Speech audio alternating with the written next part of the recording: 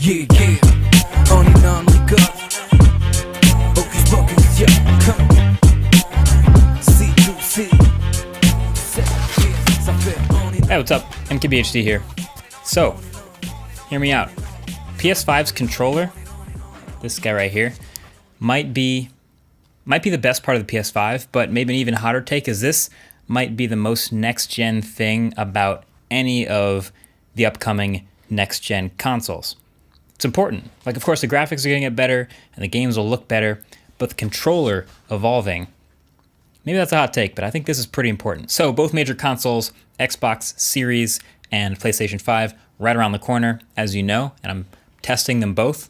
It's a lot of hard work, playing a lot of games between the two of them, of course. But I wanted to take a minute before the reviews of them to talk about controllers. So a lot of you have seen the PS5 unboxing, so you've seen that new controller, and this is it.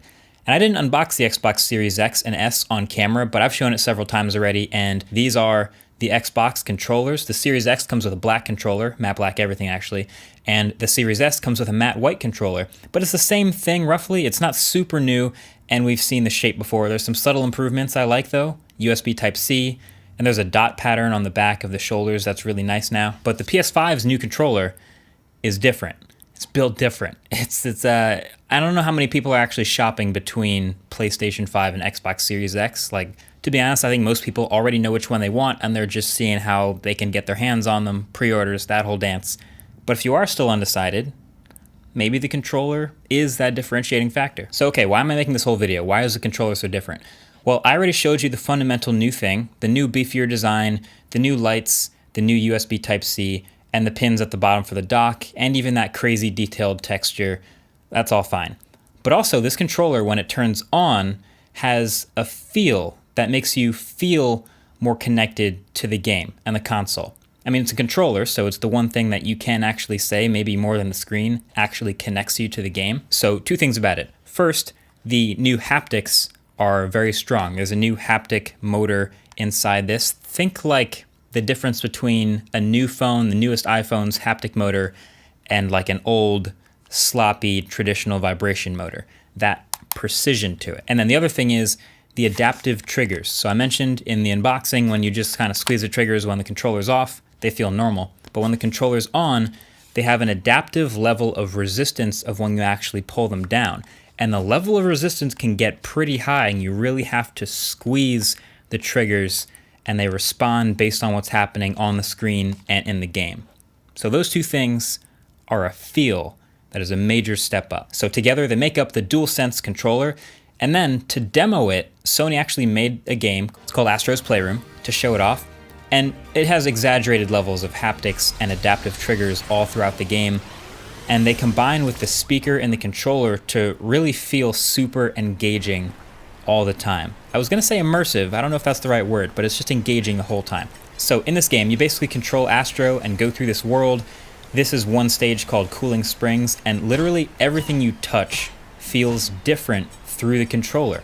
The character walking around on glass, you feel the footsteps, it feels and sounds one way, but even without the sound, it just feels noticeably different than walking on metal, or walking through water, or on sand. And that feel is all translated by the haptic motor that moves the controller with every footstep really precisely. It's pretty great. With hitting things, the impact is different for different materials, so of course there's going to be a lot of different things to hit all over this game constantly to feel all of that happen.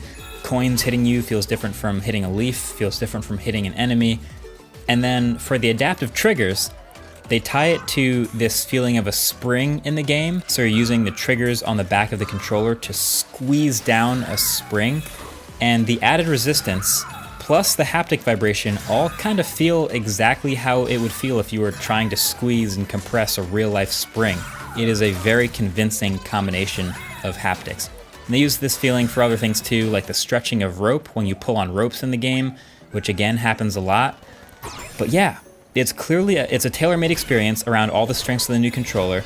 So of course there's entire levels and places that are just around the feel of your environment and the haptics through the controller in your hands, but it is a really good demo. And so when I demo this, I'm using this new controller, I'm reminded of how whenever I use a new phone with a really good haptic motor, I appreciate it way more and it feels newer and more next gen than phones from a couple years ago or even this year with bad vibration motors.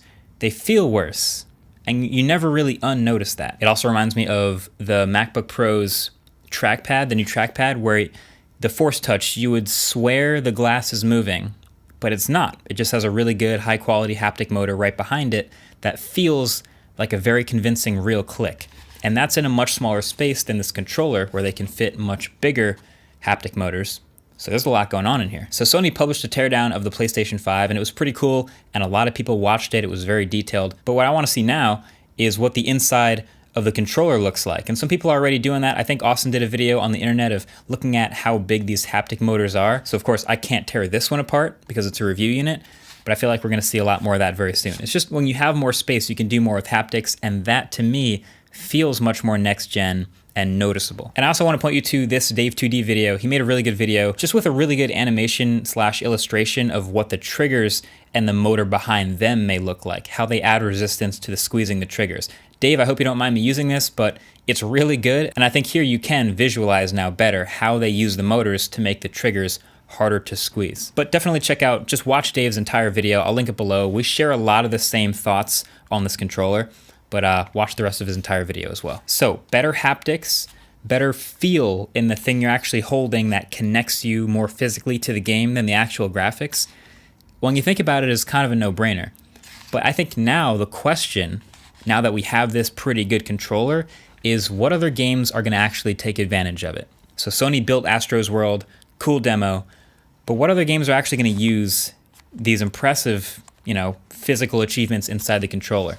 The first thing that comes to mind for me is shooting games, right? Having the squeezing the trigger and having the resistance of actually squeezing the trigger might feel different for different guns. That I could definitely see happening. But then, the gears start to turn a little bit.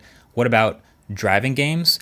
There's a lot of those, and something to notice anytime you play a good driving game with a good wheel, the wheel has really high quality haptics and vibration motor, so when you drive over different surfaces, it feels different in the wheel. The vibration of the car, you feel it in the wheel.